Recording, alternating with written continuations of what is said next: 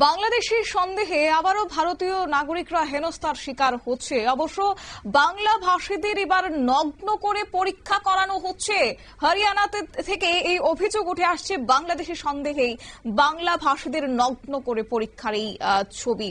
গুরুগ্রামে চরম হেনস্থার শিকার হতে হচ্ছে অসম এবং পশ্চিমবঙ্গের শ্রমিকদের। তামিলনাড়ুতেও বেধড়কভাবে মারধর মুর্শিদাবাদের শ্রমিকদের। যাব বিস্তারিত, আমাদের সঙ্গে যুক্ত হয়ে গেছে প্রতিনিধি সৌম মুখোপাধ্যায়। সৌম, কি জানতে পারছো এই বাংলাদেশি ধরপাকড় আবহে এবার ভারতীয়দেরকে এবার হেনস্থার শিকার হতে হচ্ছে কেন? সেক্ষেত্রে কেন্দ্রের পক্ষ থেকে হস্তক্ষেপ করা হচ্ছে না? আগামী দিনে সেক্ষেত্রে কোন রকমের কি ব্যবস্থাপনা নেবে কেন্দ্র, কি জানতে পারছো?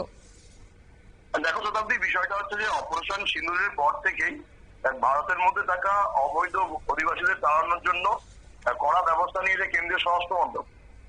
অপারেশন সিঁদুরের পরেই প্রত্যেকটা রাজ্যের মুখ্য সচিবকে এই বিষয়ে নির্দেশিকা পাঠানো হয় যে তাদের রাজ্যে কোন কোন অবৈধ অধিবাসী রয়েছে তাদের চিহ্নিত করে প্রত্যার্পণের ব্যবস্থা করার জন্য।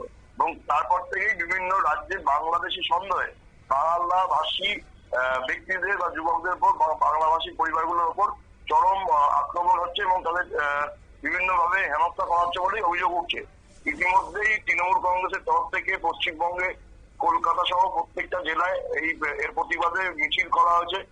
দিল্লিতে গিয়েও মিছিল করার এবং বিক্ষোভ দেখানোর হুঁশিয়ারি দিয়েছেন মমতা বন্দ্যোপাধ্যায়। এবং বিভিন্ন রাজ্যেই এই বিষয় নিয়ে একটা বিতর্ক তৈরি হচ্ছে। কিন্তু সব থেকে বেশি অভিযোগ যেটা উঠে আসছে যে বাংলা ভাষা যারা বলছে তাদেরকে দেখলেই অন্য রাজ্যগুলিতে বাংলাদেশি হিসেবে সন্দেহ করা হচ্ছে এবং তাদেরকে মারধর থেকে আরম্ভ করে পুলিশে হেফাজতে পর্যন্ত রাখা হচ্ছে। সেরকমই একটা অভিযোগ উঠে এসছে হরিয়ানার গুরুগ্রামে। সেখানে বাংলা ভাষী যুবক 4জনকে থানায় নিয়ে গিয়ে জামা কাপড় খুলে রীতিমতো পরীক্ষা করা হয় বলে অভিযোগ এবং তাদেরকে ডিটেনশন ক্যাম্পেও বেশ কিছুদিন আটকে রাখা হয়। যেটা জানা যাচ্ছে যে একজন অসমের চিরাগের বাসিন্দা এবং অপরজন হচ্ছে পশ্চিমবঙ্গের উত্তর দিনাজপুরের বাসিন্দা।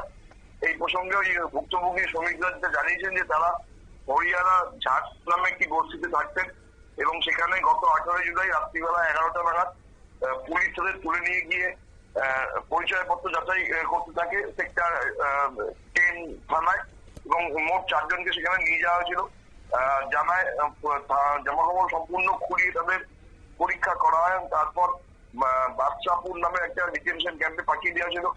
সেখানে মোট 12 জন বাংলাভাষী যুবক ব্যক্তিকে গ্রেফতার করে রাখা হয়েছে বলে জানা গেছে এবং বুধবার দিন নাকি 4জনকে মুক্তি দেওয়া হয়েছে, যার মধ্যে 2জন হচ্ছে পশ্চিমবঙ্গের এবং বাকি 2জন আসামের বলে জানা যাচ্ছে।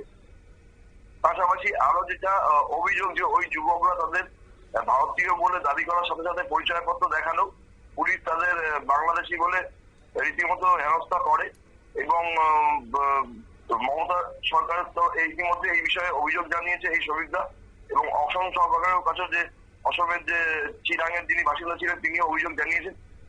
তৃণমূলের তরফ থেকে ইতিমধ্যেই হরিয়ানা সরকারের কাছে অভিযোগ জানানো হলেও অসমের বিষয় এখনো জানা যায়নি।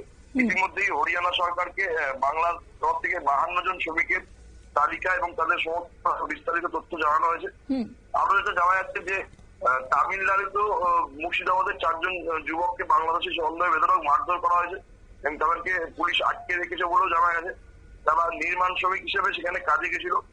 দেখো বিষয়টা হচ্ছে যে অপারেশন সিঁদুরের পর থেকেই এই জিনিসটা হচ্ছে এবং প্রত্যেক রাজ্যেই আমরা একটা টাস্ক ফোর্স গঠন করেছে যে বাংলাদেশি বা অন্য একেবারেই সৌম, ধন্যবাদ তোমাকে। ধন্যবাদ।